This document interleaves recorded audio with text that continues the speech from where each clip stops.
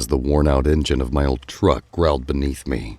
The long, desolate road stretched out before me, leading me back to the place I vowed I would never return to. Derry. My best friend growing up, Henry, was murdered under a bridge. His body was nearly unrecognizable from his injuries. There's no leads, no possible suspects, but I'm getting the feeling that I know exactly who or what is responsible. My name is Ethan, and I'm no hero. I'm just a survivor. Damn it, Henry! I told you to leave that hellhole, but you were too stubborn. You called it brave. Now look where that's gotten you. Pride. That's why I gave up on pride years ago. But here I am, on my way to the funeral of a friend that I haven't spoken to in years. Now I live in a camper in Los Angeles, scraping by as a survivalist instructor. But hey, it's a living, I guess.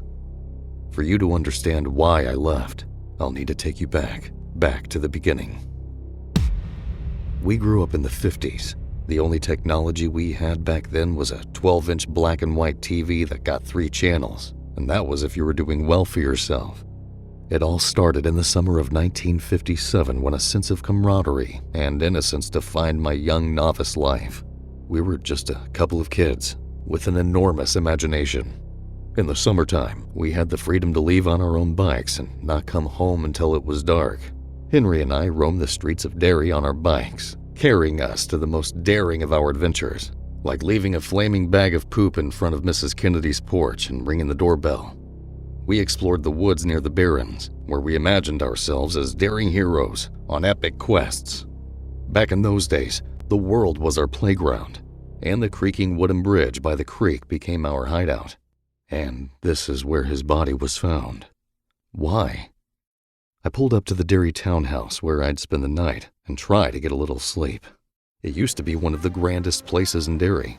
The intricate details that were a staple of early American architecture, now covered by sporadic vines and moss, showcasing the juxtaposition of how people used to care. The next morning came time to bury my friend. It was a small service at the Derry Municipal Cemetery. Old acquaintances exchanged the obligatory greetings, but I kept myself mostly. I placed my hand upon Henry's coffin, and like a shock, I was taken back to the summer of 1957. Henry and I were near the creaking bridge, painting our newly constructed fort we dubbed the Sanctuary. We grabbed an old can of red paint from my parents' garage. The fort sat on a couple of big stable branches of a large oak tree. We were listening to That'll Be the Day by Buddy Holly on our radio, and then the radio began acting up.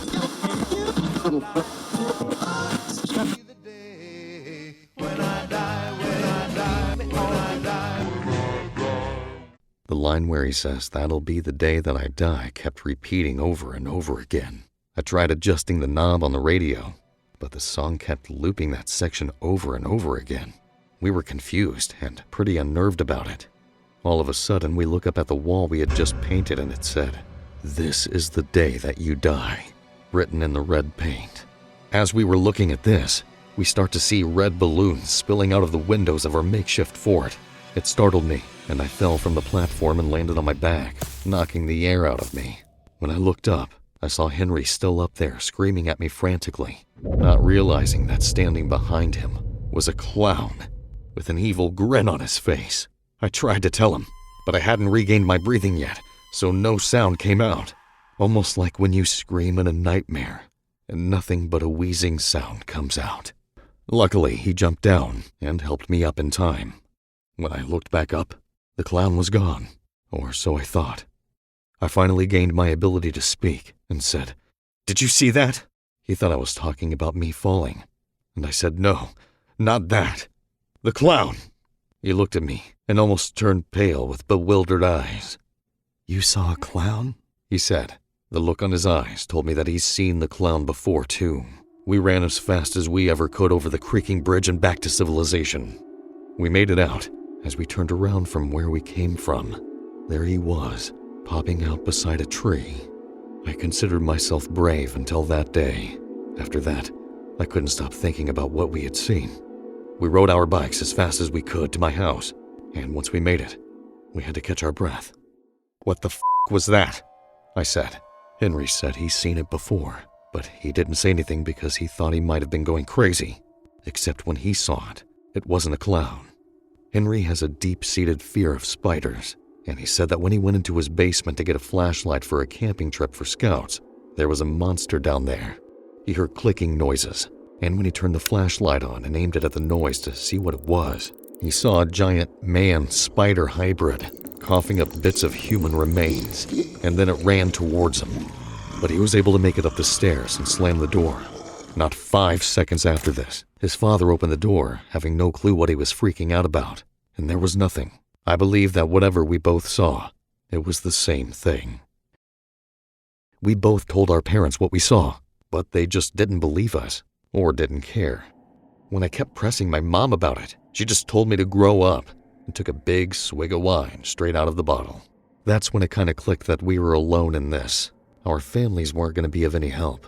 Throughout the rest of the summer, we barely slept, and sure as hell never went back into the woods.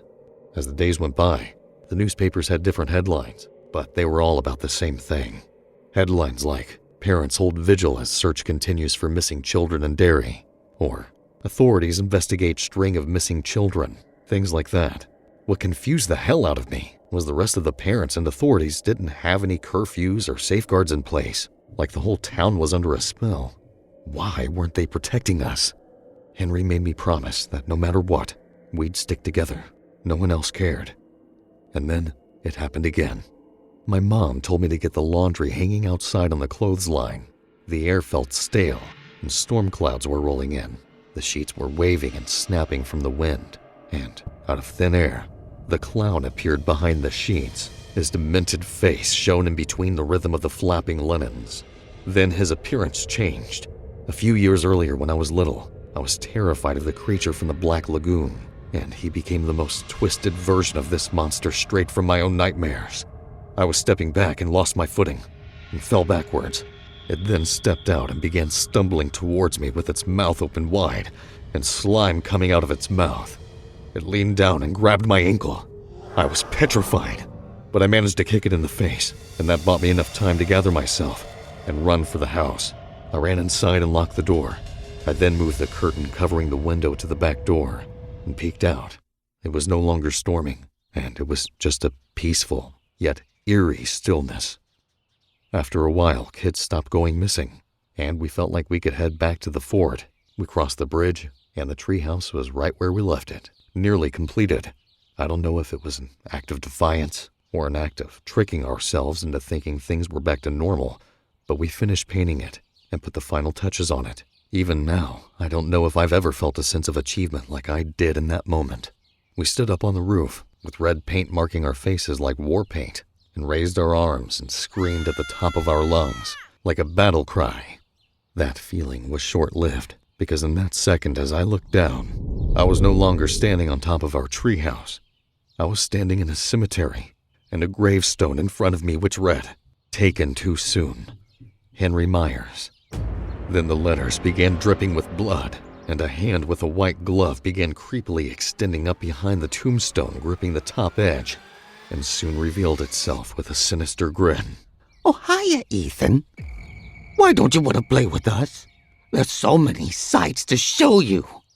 Your friend Henry is playing with us." He then reached down behind the grave where I couldn't see and grabbed something. He held his hands down for a moment and looked up at me as his face lit up, like he found something exciting. He lifted his arms, and in his hands was the head of Henry. The expressionless, droopy face of Henry then opened his eyes and cried to me. I snapped out of it, and I looked back at the funeral home, my hand still perched on Henry's coffin. I jerked my hand away and collected myself. I made my way towards the back of the procession and sat down. What just happened? It was like I relived that part of my life. You know, it was because of that vision that I left. I knew then the clown would never stop until he had us. I thought it was telling me to leave, and perhaps my vision wouldn't come true. Maybe it would have happened regardless. This ends now. I'm sorry, Henry. You were right. I should have stayed. I'm gonna kill this f***ing clown. I'm gonna 86 this bastard, even if it kills me in the process.